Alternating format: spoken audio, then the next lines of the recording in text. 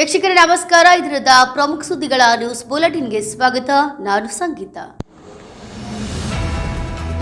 ರಾಜ್ಯ ಸರ್ಕಾರದ ವಿರುದ್ಧ ಬೀದಿಗೆ ಇಳಿದ ಬಿಜೆಪಿ 5 ಗಂಟೆ ಪ್ರತಿಭಟನೆಗೆ ಧರಣಿ ನಡೆಸಿ ಆಕ್ರೋಶ. ಹುಬ್ಬಳ್ಳಿ ಧಾರವಾಡ ಮಹಾನಗರ ಪಾಲಿಕೆಗೆ ಅನುದಾನ ಹಂಚಿಕೆಯಲ್ಲಿ ರಾಜ್ಯ ಸರ್ಕಾರ ತಾರತಮ್ಯ ಹಾಗೂ ಸ್ಥಳೀಯ ಸಂಸ್ಥೆಗಳ ಅಧಿಕಾರ ರಾಜ್ಯ ಸರ್ಕಾರ ಕಸಿದುಕೊಳ್ಳುತ್ತಿರುವುದನ್ನು ಆರೋಪಿಸಿ ನಗರದಲ್ಲಿ ಬಿಜೆಪಿ ಪಾಲಿಕೆ ಸದಸ್ಯರು ಸೇರಿ ಪದಾಧಿಕಾರಿಗಳು ಪ್ರತಿಭಟನೆ ನಡೆಸಿ ಧರಣಿ ಆಕ್ರೋಶ ಹೊರಹಾಕಿದರು.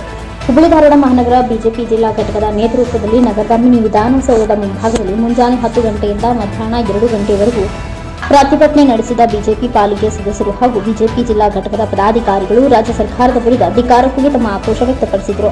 ರಾಜ್ಯದಲ್ಲಿ ಕಾಂಗ್ರೆಸ್ ಸರ್ಕಾರ ಅಧಿಕಾರಕ್ಕೆ ಬಂದಾಗಿನಿಂದ ಸರ್ಕಾರದಿಂದ ಪಾಲಿಕೆಗೆ ಬಿಡುಗಡೆ ಮಾಡಬೇಕಾದ ಅನುದಾನವನ್ನು ಸರಿಯಾಗಿ ನೀಡುತ್ತಿಲ್ಲ. ಮಹಾನಗರ ಪಾಲಿಕೆಗೆ ಅನುದಾನ ನೀಡುವಲ್ಲಿ ಸರ್ಕಾರ ತಾರತಮ್ಯ ಮಾಡುತ್ತಿದೆ. ಈ ಮೂಲಕ ಬಿಜೆಪಿ ಆಡಳಿತ ವಿರೋಧಿ ಪಾಲಿಕೆಗಳ ವಿರುದ್ಧ ದ್ವೇಷದ ರಾಜಕೀಯ ಮಾಡುತ್ತಿದೆ. ಈ ಮೂಲಕ ಸ್ಥಳೀಯ ಸಂಸ್ಥೆಗಳ ಅಧಿಕಾರ ಕಸಿಯುವ ಯತ್ನ ಸರ್ಕಾರ ಮಾಡುತ್ತಿದೆ. ಈ ಕೂಡಲೇ ಇಂತಹ ಆಲೋಚನೆಯನ್ನು ಬಿಟ್ಟು ರಾಜ್ಯ ಸರ್ಕಾರ ಪಾಲಿಕೆಗಳಿಗೆ ಸರ್ಕಾರದಿಂದ ಸಿಗಬೇಕಾದ ಅನುದಾನ ಸೇರಿ ಇತರೆ ಎಲ್ಲವನ್ನ ನೀಡಬೇಕು ಎಂದು ಆಗ್ರಹಿಸಿದರು.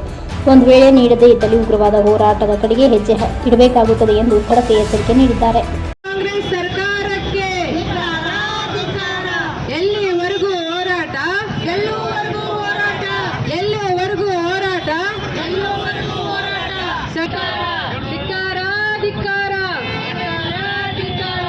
ಅನ್ಯಾಯ, ಅನ್ಯಾಯ, ಅಯ್ಯಯ್ಯೋ, ಅಯ್ಯಯ್ಯೋ, ಅನ್ಯಾಯ, ಅನ್ಯಾಯ, ಅಯ್ಯಯ್ಯೋ, ಅಯ್ಯಯ್ಯೋ, ಧಿಕ್ಕಾರ, ಧಿಕ್ಕಾರ, ಮುಖ್ಯಮಂತ್ರಿ ಸಿದ್ದರಾಮಯ್ಯಗೆ ಧಿಕ್ಕಾರ, ಧಿಕ್ಕಾರ, ಬೈರೇತಿ ಸುರೇಶ್ ಅವರಿಗೆ ಧಿಕ್ಕಾರ, ಧಿಕ್ಕಾರ, ಶಾಸಕ ಬಂದಂತೆ ಸರ್ಕಾರ, ಸರ್ಕಾರಂತೆ ಸರ್ಕಾರ, ಇವರಪ್ಪಂದಂತೆ ಸರ್ಕಾರ, बोलो भारत माता की जय, बोलो भारत माता की जय.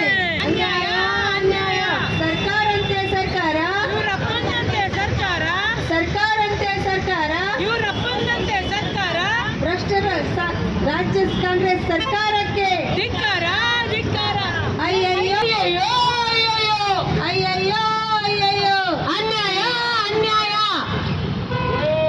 भारत माता की जय, भारतीय जनता पक्ष के जय होगी.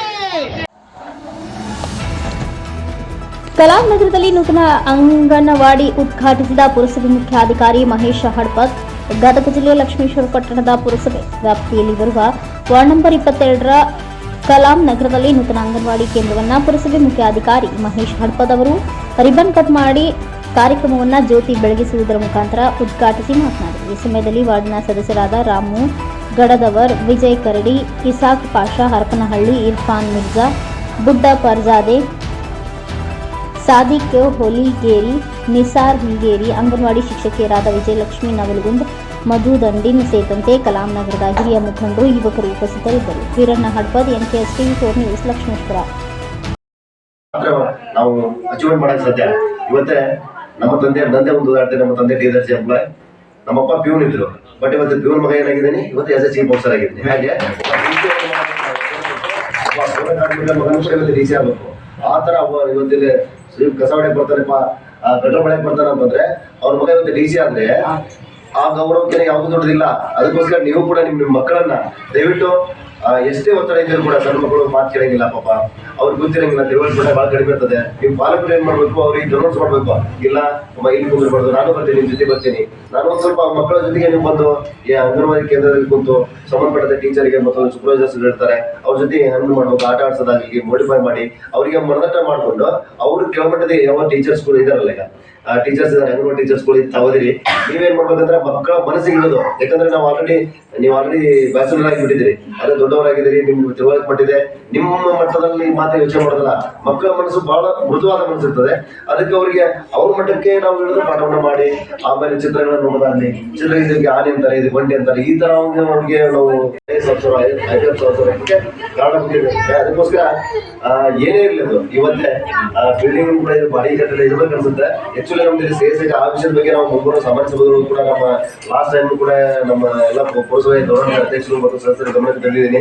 ಎಷ್ಟು ಅಂಗನವಾಡಿ ಸರ್ಕಾರಿ ನಮ್ಮ ಪುರಸಭೆಯಲ್ಲಿ ಯಾವಷ್ಟು CSIs ಇದೆ, ಕಮ್ಯುನಿಟಿ ಅಸೆಸರಿ ಏನಿದೆ, ಆ ಎಲ್ಲ ಅಂಗನವಾಡಿ ಕಟ್ಟಡಗಳಿಗೆ ಮತ್ತು ಜಿಲ್ಲಾಧಿಕಾರಿಗಳ ನಿರ್ದೇಶನದ ಮೇರೆಗೆ ನಾವೇನ್ ಮಾಡ್ತಾ ಇದೀವಿ. ಆಕ್ಚುಲಿ ಮಹಿಳಾ ಮತ್ತು ಮಕ್ಕಳ ಕಲ್ಯಾಣ ಇಲಾಖೆಯವರು ನಮಗೆ ಆ ನಿವೇಶನಕ್ಕೆ ಏನಾದ್ರು ಕೂಡ ಅವ್ರ ಇಲಾಖೆ ಬಿಟ್ಕೊಡ್ಬೇಕಾದ್ರೆ ನಮಗೆ ಅಮೌಂಟ್ ಅನ್ನ ಪೇಮೆಂಟ್ ಮಾಡಬೇಕು. ಸಬ್ ರಿಜಿಸ್ಟರ್ ಮಾರ್ಕೆಟ್ ವ್ಯಾಲ್ಯೂನ್ನ ನಾವು 50% ಅನ್ನ ಪೇಮೆಂಟ್ ಮಾಡ್ಬೇಕಾಗ್ತದೆ. ಆದ್ರೂ ಕೂಡ ನಾವೇನ್ ಮಾಡ್ತಿದ್ವಿ, ಮತ್ತೆ ಜಿಲ್ಲಾಧಿಕಾರಿಗಳಿಂದ ಮಕ್ಕಳ ಚೆನ್ನಾಗಿ ಆಗಬೇಕು. ಅಂಗನವಾಡಿ ಕೇಂದ್ರಗಳು ಎಲ್ಲ ವಾರ್ಡಲ್ಲಿ 1 ಅಥವಾ 2 ಅಂಗನವಾಡಿ ಕೇಂದ್ರಗಳಿದ್ರೆ ನಿಯರ್ ಬೈ ಅವ್ರ ಅಂಗನವಾಡಿ ಕೇಂದ್ರಗಳಿಗೆ ಮಕ್ಕಳು ಹೋಗಿ ಬರ್ಲಿಕ್ಕೆ ಅನುಕೂಲ ಆಗುತ್ತೆ ಅನ್ನೋ ಉದ್ದೇಶಕ್ಕೆ ನಾವೇನ್ ಮಾಡ್ತಾ ಇದೀವಿ, ನಾವು ಮುಂದೆ ಇಲಾಖೆಯವರು ಪೇಮೆಂಟ್ ಮಾಡ್ಲಿ ಆಮೇಲೆ ಬೇರೆ, ಆದ್ರೆ ಮಕ್ಕಳ ಒಂದು ಹಿತದೃಷ್ಟಿಯಿಂದ ಏನ್ ಮಾಡ್ತಾ ಇದೀವಿ, ಎಷ್ಟು ಅಂಗನವಾಡಿ ಕಟ್ಟಡಗಳು ಅವೈಲೇಬಲ್ ಇದಾವೆ, ನಮ್ಗೆ ಎಲ್ಲಿ ಜಾಗ ಅವೈಲೇಬಲ್ ಇದಾವೆ ಅಂತಲ್ಲಿ ಮಾತ್ರ ನಾವು ನಿಜವಾಗ್ಲಿ ಮುಂಬರುವ ಸಮಾಜ ಸಭೆಯಲ್ಲಿ ಸಾಹೇಬ್ರೆ ಈಗ ಇಲ್ಲೇ ಇದೀವಿ, ಅದನ್ನ ಸ್ವಲ್ಪ ನೀವು ಕೂಡ ವಾರ್ಡ್ ಸದಸ್ಯರಿದ್ದೀರಿ, ಗೌರವ ಸದಸ್ಯರಿದ್ದೀರಿ, ನೀವು ಕೂಡ ಇಲ್ಲ ಇದು ಅವಶ್ಯಕತೆ ಇದೆ. ಇದೇ ಒಂದೇ ಮಾಡಲ್ಲ, ಕಲಾಮರು ಒಂದೇ ಅಲ್ಲ, ಲಕ್ಷ್ಮೇಶ್ವರದಲ್ಲಿ ಎಷ್ಟು ಅಂಗನವಾಡಿ ಮಕ್ಕಳಿಗೆ ಯಾವ್ದು ಜಾಗ ಇದೆ, ಯಾವ್ದು ಪ್ರೈವೇಟ್ ಗುಡಿ ಗುಂಡಾರದಲ್ಲಿ ನಡೆಸ್ತಾ ಇದ್ದಾರೆ, ಆಮೇಲೆ ದೇವಸ್ಥಾನದಲ್ಲಿ ನಡೆಸ್ತಾರೆ, ಮಸೀದಿಯಲ್ಲಿ ಕೂಡ ಅಂಗನವಾಡಿ ಕಟ್ಟಡ ಸೆಂಟರ್ಗಳು ನಡೀತಾ ಇದ್ದಾವೆ. ಅದಕ್ಕೋಸ್ಕರ ಅಂತವೆಲ್ಲ ಕೂಡ ಮುನ್ಸಿಪಾಲಿಟಿಯೇ ಪುರಸಭೆಯ ಒಂದು ಮಾಲಿಕೆ CSIT ಇರ್ತದೆ. ಆಮೇಲೆ ಯಾವ್ದಾದ್ರು ಕೂಡ ಒಂದು ಸಿಟಿ ಸರ್ವೆ ಆಸ್ತಿ ಇರ್ತದೆ, ಅದು ಸರ್ಕಾರಿ ಅಂತ ಇರ್ತದೆ. ಅಂತವು ಕೂಡ ಇವತ್ತು ಏನ್ ಮಾಡ್ತದೆ, ಸರ್ಕಾರಿ ಆಸ್ತಿಗಳನ್ನು ಸಿಟಿ ಸರ್ವೆ ಇದ್ರೆ ಸಿಟಿ ಸರ್ವೆ ಇಲಾಖೆಗೆ ಬರ್ಕೊಂಡು ಅವ್ರಿಗೆ ಹೆಣ್ಣು ತಗೋಬೇಕಾಗ್ತದೆ.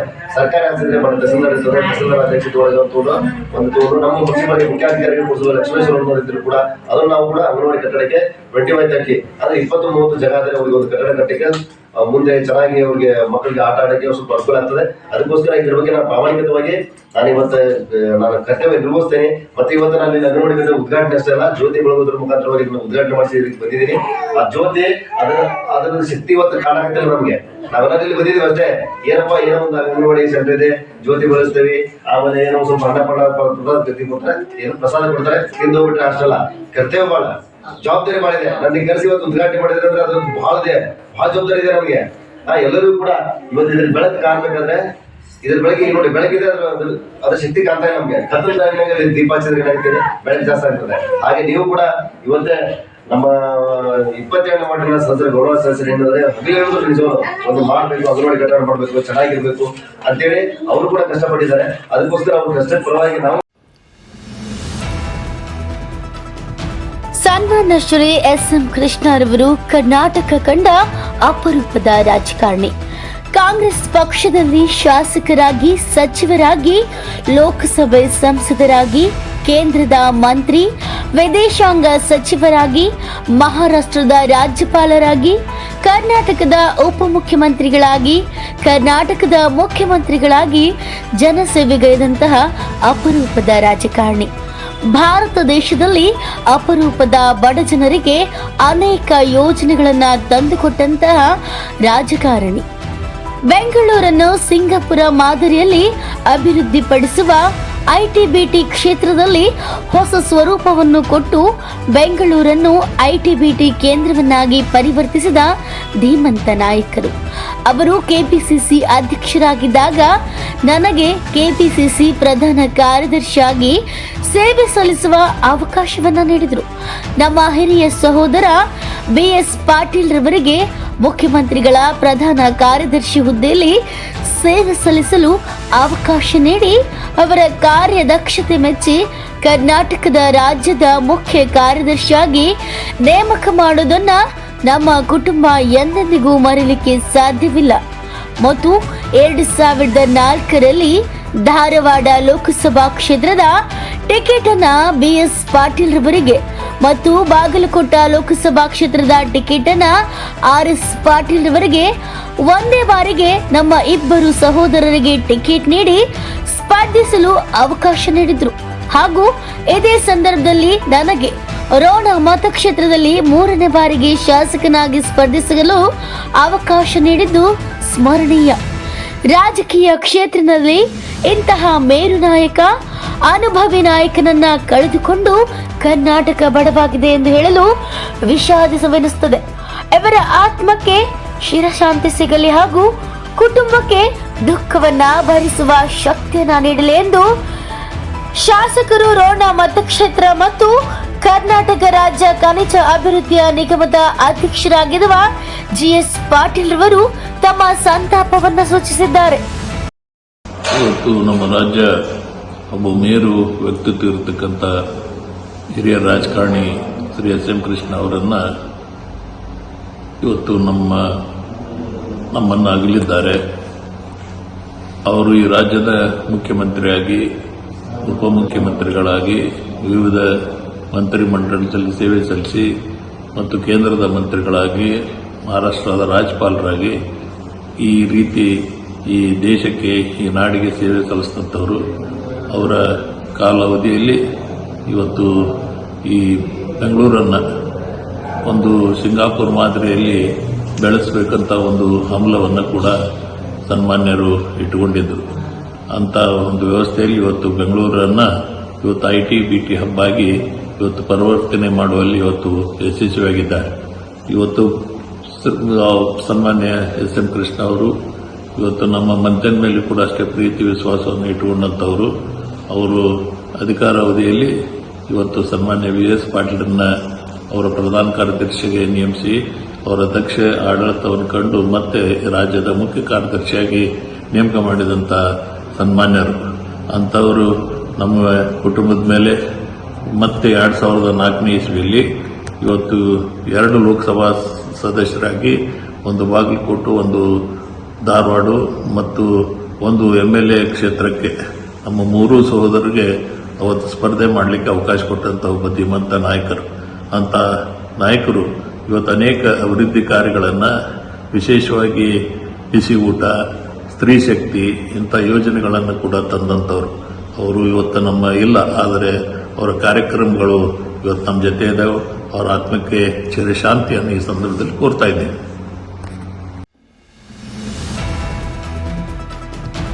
ಬೈಕ್ಗಳ ಮುಖಾಮುಖಿ ಡಿಕ್ಕಿ, ಓರ್ವ ವ್ಯಕ್ತಿ ಸ್ಥಳದಲ್ಲಿ ಸಾವು, ಮತ್ತೋರ್ವನಿಗೆ ಗಂಭೀರ ಗಾಯ. ಹೌದು, ಬೈಕ್ಗಳ ನಡುವೆ ಮುಖಾಮುಖಿ ಡಿಕ್ಕಿ ಸಂಭವಿಸಿದ ಪರಿಣಾಮ ಓರ್ವ ಬೈಕ್ ಸವಾರ ಸ್ಥಳದಲ್ಲೇ ಸಾವನ್ನಪ್ಪಿದ್ದು ಮತ್ತೋರ್ವನಿಗೆ ಗಂಭೀರ ಗಾಯವಾಗಿರುವ ಘಟನೆ ಕುಂದಗೋಳದ ಬೆನಕನಹಳ್ಳಿ ಗ್ರಾಮದ ರಸ್ತೆಯಲ್ಲಿ ನಿನ್ನೆ ಸಂಜೆ ಸಂಭವಿಸಿದೆ. ಧಾರವಾಡ ಜಿಲ್ಲೆಯ ಕುಂದಗೋಳ ತಾಲೂಕಿನ ಬೆನಕನಹಳ್ಳಿ ಗ್ರಾಮದ ರಸ್ತೆಯಲ್ಲಿ ದುರ್ಘಟನೆ ನಡೆದಿದ್ದು, ಖಾಸಗಿ ಬ್ಯಾಂಕ್ನ ಉದ್ಯೋಗಿ ಹಾಗೂ ಅರಣ್ಯ ಇಲಾಖೆಯ ಗುತ್ತಿಗೆ ನೌಕರನ ವಾಹನಗಳ ಮಧ್ಯೆ ಡಿಕ್ಕಿ ಸಂಭವಿಸಿದ್ದು, ಈ ಘಟನೆಯಲ್ಲಿ ಗುತ್ತಿಗೆ ನೌಕರ ಸ್ಥಳದಲ್ಲಿಯೇ ಕೊನೆಯುಸಿರೆಳೆದಿದ್ದಾನೆ. ಹುಸೇನ್ ಸಾಬ್ ನದಾಫ್ ಎಂಬ ವ್ಯಕ್ತಿ ಸ್ಥಳದಲ್ಲೇ ಸಾವನ್ನಪ್ಪಿದ್ರೆ ಬೈಕ್ ಸವಾರನೆಂದು ಗುರುತಿಸಲಾಗಿದೆ. ಘಟನೆ ನಡೆಯುತ್ತಿದ್ದಂತೆ ಸ್ಥಳೀಯ ವಾಹನ ಸವಾರರು ಗಾಯಾಳುಗಳ ರಕ್ಷಣೆಗೆ ಮುಂದಾಗಿದ್ದು, ಆದರೆ ಗುತ್ತಿಗೆ ನೌಕರನಿಗೆ ಬಲವಾಗಿ ಪೆಟ್ಟು ಬಿದ್ದ ಕಾರಣ ಸ್ಥಳದಲ್ಲೇ ಅಸುನೀಗಿದ್ದಾನೆ.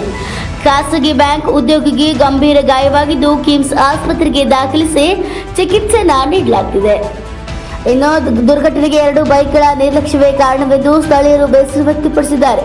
ಸ್ಥಳೀಯರ ಮಾಹಿತಿ ಮೇರೆಗೆ ಘಟನಾ ಸ್ಥಳಕ್ಕೆ ಕುಂದಗೋಳ ಠಾಣೆಯ ಪೊಲೀಸರು ಭೇಟಿ ನೀಡಿ ಪರಿಶೀಲನೆ ಕೈಗೊಂಡಿದ್ದಾರೆ. ಈ ಕುರಿತು ಕುಂದಗೋಳ ಪೊಲೀಸ್ ಠಾಣೆಯಲ್ಲಿ ಪ್ರಕರಣ ದಾಖಲಾಗಿದೆ. Santosh Medar, NKS TV4 news bureau, Dharwad. ರಾಜ್ಯದಲ್ಲಿ ನಡೆದಿದೆ ಮತ್ತೊಂದು ಪೈಶಾಚಿಕ ಕೃತ್ಯ. ಇಡೀ ಮಾನಕುಲವೇ ತಲೆ ತಗ್ಗಿಸುವ ಘಟನೆ. ಹೌದು, ಹಾವೇರಿ ಜಿಲ್ಲೆ ರಟ್ಟೆಹಳ್ಳಿ ತಾಲೂಕಿನಲ್ಲಿ ಪೋಕ್ಸೋ ಪ್ರಕರಣವೊಂದು ದಾಖಲಾಗಿದೆ. 7 ವರ್ಷದ ಬಾಲಕಿಯ ಮೇಲೆ ಅತ್ಯಾಚಾರ ಎಸಗಲು ಮುಂದಾಗಿರುವ ವ್ಯಕ್ತಿಯೋರ್ವನ ಮೇಲೆ ಪೋಕ್ಸೋ ಪ್ರಕರಣ ದಾಖಲಾಗಿದೆ. ಹೌದು, ಹಾವೇರಿ ಜಿಲ್ಲೆ ರಟ್ಟೆಹಳ್ಳಿ ತಾಲೂಕಿನ ಹಳ್ಳೂರು ಗ್ರಾಮದ ತೇರುಬೀದಿಯಲ್ಲಿ ಈ ಘಟನೆ ನಡೆದಿದೆ. ಅಶೋಕ್ ಅರಿಜನ ಎಂಬ 35 ವರ್ಷದ ವ್ಯಕ್ತಿಯೋರ್ವನು 7 ವರ್ಷದ ಬಾಲಕಿಗೆ ಹಣದ ಆಸೆ ತೋರಿಸಿ ಮನೆಗೆ ಕರೆದೊಯ್ದು ಅತ್ಯಾಚಾರ ಎಸಗಲು ಮುಂದಾಗಿದ್ದಾನೆ. ಬಾಲಕಿಯ ಕಿರಿಚಾಟ ಕೇಳಿ ಅಕ್ಕಪಕ್ಕದವರು ಬರುವ ವೇಳೆಗೆ ಮನೆಯಿಂದ ಪರಾರಿಯಾಗಿದ್ದಾನೆ. ಭಾನುವಾರ ಮಧ್ಯಾಹ್ನ 3 ಗಂಟೆ ಸುಮಾರಿಗೆ ಈ ಘಟನೆ ನಡೆದಿದ್ದು ಇಡೀ ಗ್ರಾಮವನ್ನ ಬೆಚ್ಚಿ ಬೀಳಿಸಿದೆ. ಬಹುಶಃ ತಾಲೂಕಿನಲ್ಲೇ ಇದು ಮೊದಲ ಪೋಕ್ಸೋ ಪ್ರಕರಣ. ಅಶೋಕ್ ಅರಿಜನ ಎಂಬ ಯುವಕನ ಮೇಲೆ ಈಗಾಗಲೇ ಹಲವು ಕಳ್ಳತನದ ಪ್ರಕರಣಗಳಿದ್ದು ಸುಮಾರು ಬಾರಿ ಜೈಲಿಗೂ ಸಹ ಹೋಗಿ ಬಂದಿದ್ದಾನೆ. ಈಗ ರಟ್ಟೆಹಳ್ಳಿ ತಾಲೂಕಿನ ಪೊಲೀಸರು ಆರೋಪಿಯ ಬಂಧನಕ್ಕಾಗಿ ಬಲೆ ಬೀಸಿದ್ದಾರೆ. ಅಮಾಯಕಿಯ ಬಾಲಕಿಯ ಮೇಲೆ ಅತ್ಯಾಚಾರ ಎಸಗಲು ಮುಂದಾಗಿರುವ ಅಶೋಕ್ ಅರಿಜನ ಎಂಬವ ಅಪರಾಧಿಯ ಶಿಕ್ಷೆ ಯಾವ ರೀತಿ ಆಗುತ್ತೆ ಎಂಬುದನ್ನ ಕಾದ್ ನೋಡಬೇಕಾಗಿದೆ. Bureau report, NKS TV4.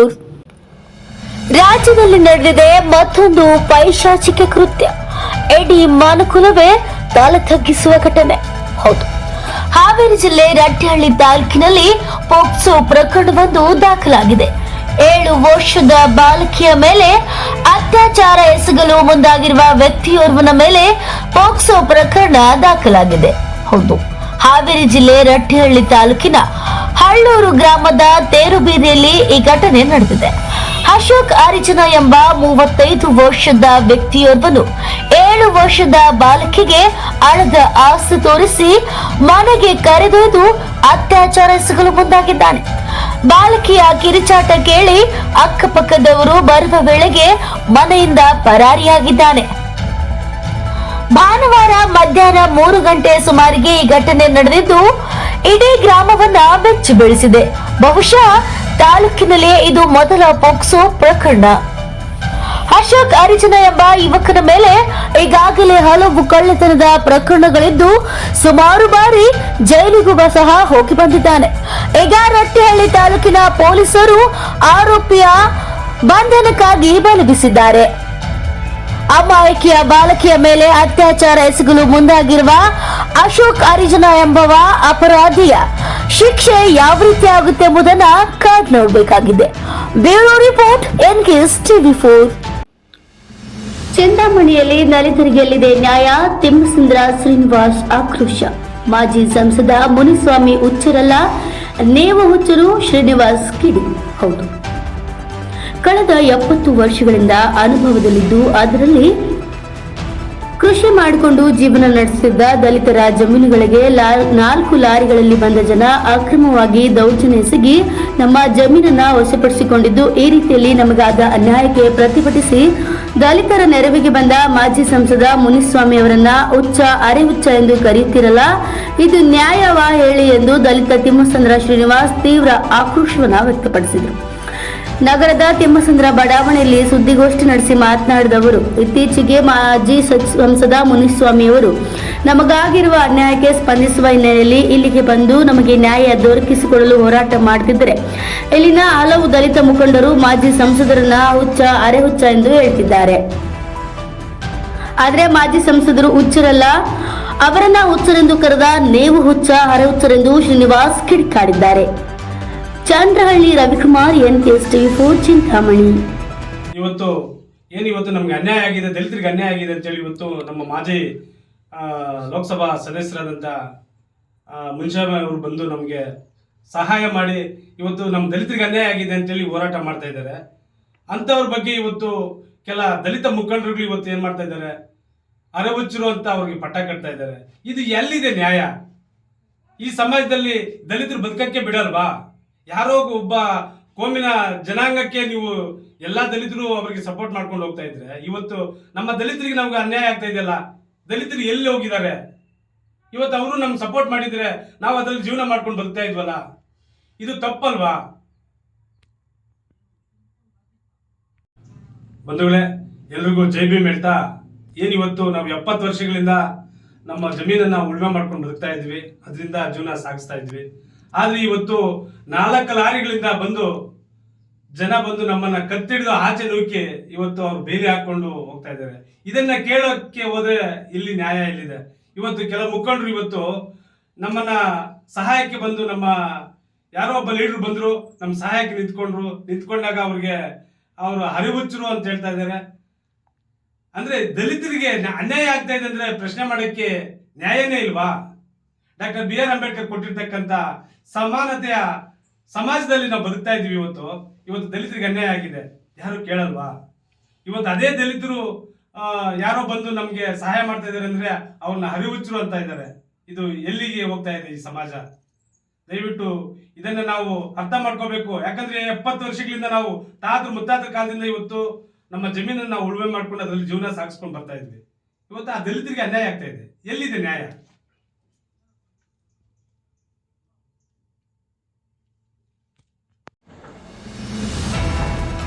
Taluk ಸರ್ಕಾರಿ ನೌಕರರ ಸಂಘದ ನೂತನ ಪದಾಧಿಕಾರಿಗಳ ಪದಗ್ರಹಣ ಸಮಾರಂಭ. ಕರ್ನಾಟಕ ಸರ್ಕಾರಿ ಎಲ್ಲ ನೌಕರರು ನಮ್ಮ ಇಲಾಖೆಯಲ್ಲಿ ಪ್ರಾಮಾಣಿಕ ಕೆಲಸ ಮಾಡಬೇಕು. ಕರ್ನಾಟಕ ನೌಕರರ ಸಂಘದ ಜಿಲ್ಲಾಧ್ಯಕ್ಷ ನಾಗರಾಜ ಚುಮ್ಮಣ್ಣ ಅವರ ಹೇಳಿಕೆ.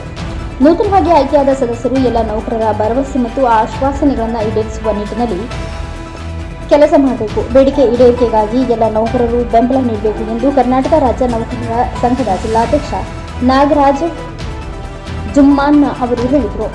ಪಟ್ಟಣದ ಬುದ್ಧ ಬಸವ ಅಂಬೇಡ್ಕರ್ ಭವನದಲ್ಲಿ ನಡೆದ ಕರ್ನಾಟಕ ರಾಜ್ಯ ನೌಕರರ ಸಂಘದ ನೂತನವಾಗಿ ಆಯ್ಕೆಯಾದ ಅಧ್ಯಕ್ಷ ಮತ್ತು ಪದಾಧಿಕಾರಿಗಳು ಹಾಗೂ ನಿರ್ದೇಶಕರ ಪದಗ್ರಹಣ ಸಮಾರಂಭ ಕಾರ್ಯಕ್ರಮ ಉದ್ದೇಶಿಸಿ ಮಾತನಾಡಿದರು. ಬಳಿಕ ಸಮಾರಂಭದ ಮುಖ್ಯ ಅತಿಥಿಗಳಾದ ಕ್ಷೇತ್ರ ಶಿಕ್ಷಣಾಧಿಕಾರಿ ಸೋಮನಗೌಡ ಪಾಟೀಲ್ ಮಾತನಾಡಿ, ನಾವೆಲ್ಲರ ನೌಕರರು ಒಟ್ಟಾಗಿ ನಮ್ಮ ಇಲಾಖೆಯಲ್ಲಿ ಸರ್ವಾಂಗೀಣ ಅಭಿವೃದ್ಧಿಗಾಗಿ ಪ್ರಾಮಾಣಿಕ ಪ್ರಯತ್ನ ಮಾಡಬೇಕು. ಆಗ ಮಾತ್ರ ಪ್ರಗತಿಯ ಪ್ರತಿಫಲ ಎಂದು ಭಾವಿಸಬೇಕಾಗುತ್ತದೆ.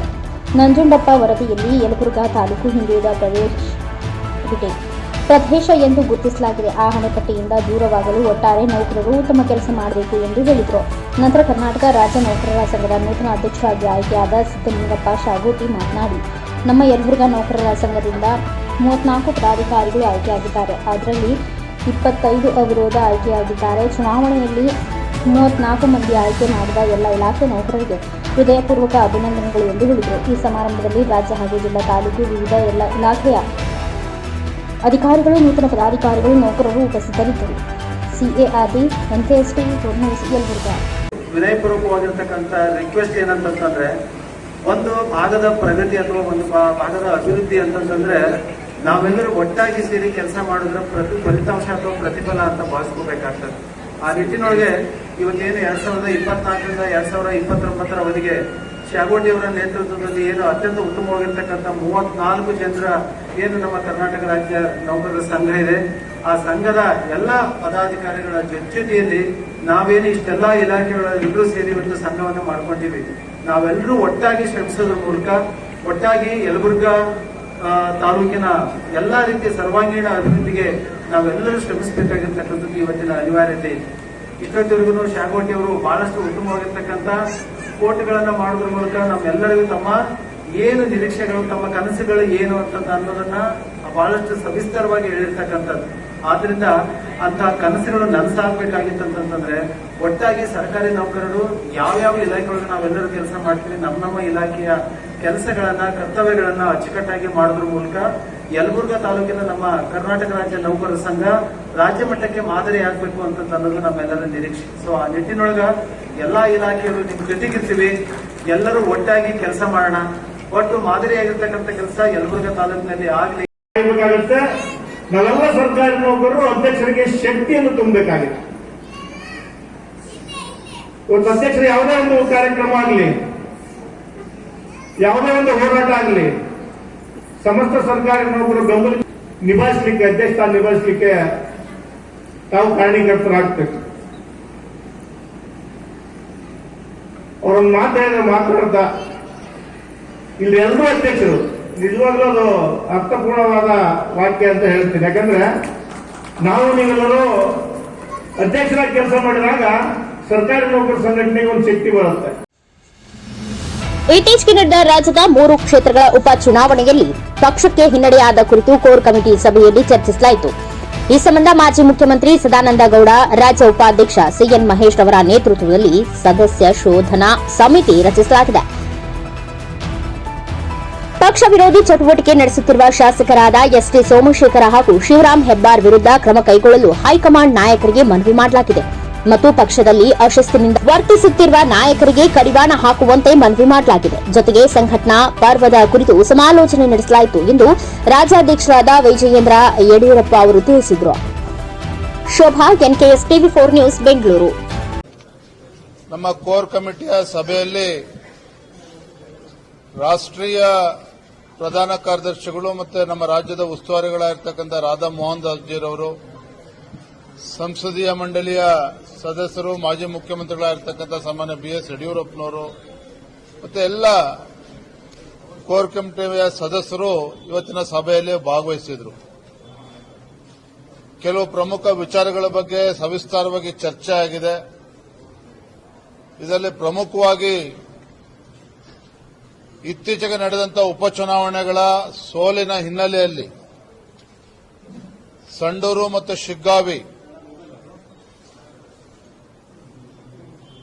ನಮಗೆ ಯಾಕೆ ಹಿನ್ನಡೆ ಆಯಿತು, ಈ ವಿಚಾರವನ್ನ ಸಮಗ್ರವಾಗಿ ತಿಳ್ಕೋಬೇಕು, ಸತ್ಯ ಸಂಗತಿಗಳು ತಿಳ್ಕೋಬೇಕು ಅನ್ನೋ ವಿಚಾರವನ್ನು ಇಟ್ಕೊಂಡು ನಮ್ಮ ಮಾಜಿ ಮುಖ್ಯಮಂತ್ರಿಗಳು ಹಿರಿಯರಾಗಿರ್ತಕ್ಕಂಥ ಸದಾನಂದ ಗೌಡಜಿಯವರು ಮತ್ತೆ ರಾಜ್ಯದ ಉಪಾಧ್ಯಕ್ಷ ಆಗಿರ್ತಕ್ಕಂಥ ಎನ್ ಮಹೇಶ್ ಅವರ ನೇತೃತ್ವದಲ್ಲಿ ಒಂದು ಸತ್ಯ ಸಂಶೋಧನಾ ಒಂದು ತಂಡವನ್ನ ಶಿಗ್ಗಾವಿ ಮತ್ತೆ ಸಂಡೂರಿಗೆ ಹೋಗಿ ಅಲ್ಲಿ ಮಾಹಿತಿಯನ್ನು ಪಡೆದುಕೊಂಡು ಬರಬೇಕು ಅಂತೇಳಿ ತೀರ್ಮಾನ ಆಗಿದೆ.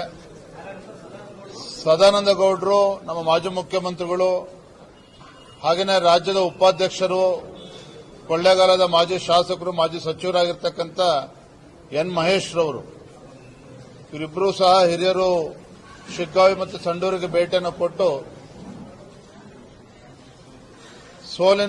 ನಮ್ಮ ಸೋಲಿಗೆ ಕಾರಣಗಳು ಇದರೆಲ್ಲ ಬಗ್ಗೆ ಚರ್ಚೆ ಮಾಡ್ಕೊಂಡು ಬರ್ತಾರೆ. ಎರಡನೇದು, ಎಸ್ ಟಿ ಸೋಮಶೇಖರ್ ಮತ್ತು ಶಿವರಾಮ್ ಹೆಬ್ಬಾರ್ ಏನು ಭಾರತೀಯ ಜನತಾ ಪಾರ್ಟಿಯ ಚಿಹ್ನೆ ಮೇಲೆ ಗೆದ್ದಂತ ಶಾಸಕರುಗಳೇನಿದ್ದಾರೆ, ತಮಗೂ ತಿಳಿದಿದೆ ಕಳೆದ ಹಲವಾರು ತಿಂಗಳುಗಳಿಂದ ಏನು ಪಕ್ಷ ವಿರೋಧಿ ಚಟುವಟಿಕೆಯಲ್ಲಿ ತೊಡಗಿಸಿಕೊಂಡಿದ್ದಾರೆ. ಮತ್ತೆ ಕಾಂಗ್ರೆಸ್ ಜೊತೆನಲ್ಲೇ ಅಧಿಕೃತವಾಗಿ ಅವರು ಐಡೆಂಟಿಫೈ ಮಾಡಿಕೊಂಡಿದ್ದಾರೆ, ಕಾಂಗ್ರೆಸ್ ಜೊತೆಲ್ಲ ಓಡಾಡ್ತಾ ಇದ್ದಾರೆ. ಈ ವಿಚಾರವನ್ನು ಕೂಡ ಬಹಳ ಹಿಂದೆನೂ ಕೂಡ ಚರ್ಚೆ ಮಾಡಿದ್ವಿ. ಕೋರ್ ಕಮಿಟಿನಲ್ಲಿ ಎಲ್ಲರೂ ಕೂಡ ಸರ್ವಾನುಮತದಿಂದ ಇದೆಲ್ಲದಕ್ಕೂ ಕೂಡ ಇತಿಶ್ರೀ ಆಡಬೇಕು, ಒಂದು ಬಿಗಿಯಾದಂಥ ಕ್ರಮ ಕೈಗೊಳ್ಳಬೇಕು ಅಂತೇಳಿ ನಮ್ಮ ರಾಷ್ಟ್ರೀಯ ನಾಯಕರಿಗೆ, ರಾಷ್ಟ್ರೀಯ ಅಧ್ಯಕ್ಷರಿಗೆ ಅವರ ಗಮನಕ್ಕೆ ತಂದು ತತ್ಕ್ಷಣದಲ್ಲಿ ಇದ್ರ ಬಗ್ಗೆ ಒಂದು ಇತ್ಯರ್ಥ ಆಗಬೇಕು ಅನ್ನೋ ತೀರ್ಮಾನವೂ ಕೂಡ ಆಗಿದೆ. ಮೂರನೇದು,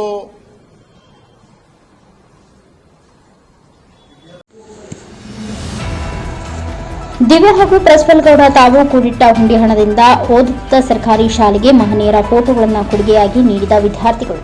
ವಿಜಯನಗರ ಜಿಲ್ಲೆಯ ಹೂವಿನಹಡಗಲಿ ತಾಲೂಕು ಕಾಗನೂರು ಗ್ರಾಮದಲ್ಲಿ ಶಿವಕುಮಾರ್ ಕಾಗನೂರು ಇವರ ಮಕ್ಕಳಾದ ದಿವ್ಯ ಹಾಗೂ ಪ್ರಜ್ವಲ್ ಗೌಡ ಇವರು ತಾವು ಕೂಡಿಟ್ಟ ಹಣವನ್ನು ಸರ್ಕಾರಿ ಶಾಲೆಗೆ ಮಹನೀಯರ ಫೋಟೋಗಳನ್ನು ಕೊಡುವುದಕ್ಕೆ ವಿನಿಯೋಗಿಸಿದ್ದಾರೆ. ಖರ್ಚಿಗೆ ಕೊಟ್ಟ ಹಣವನ್ನು ದುರುಪಯೋಗ ಮಾಡದೆ ಹುಂಡಿಯಲ್ಲಿ ಹಣವನ್ನು ಕಲೆ ಹಾಕಿ ಸಂಗ್ರಹಣೆಯನ್ನ ಮಾಡಿ ತಾವು ಓದುತ್ತಿರುವ ಶಾಲೆಗೆ ಕೊಡುಗೆಯನ್ನ ಬೇಕು ಎನ್ನುವ ಉದ್ದೇಶದಿಂದ ಫೋಟೋಗಳನ್ನು ಶಾಲೆಗೆ ಕೊಡುವುದರ ಮುಖಾಂತರ ಇತರ ಮಕ್ಕಳಿಗೆ ಮಾದರಿಯಾಗಿದ್ದಾರೆ.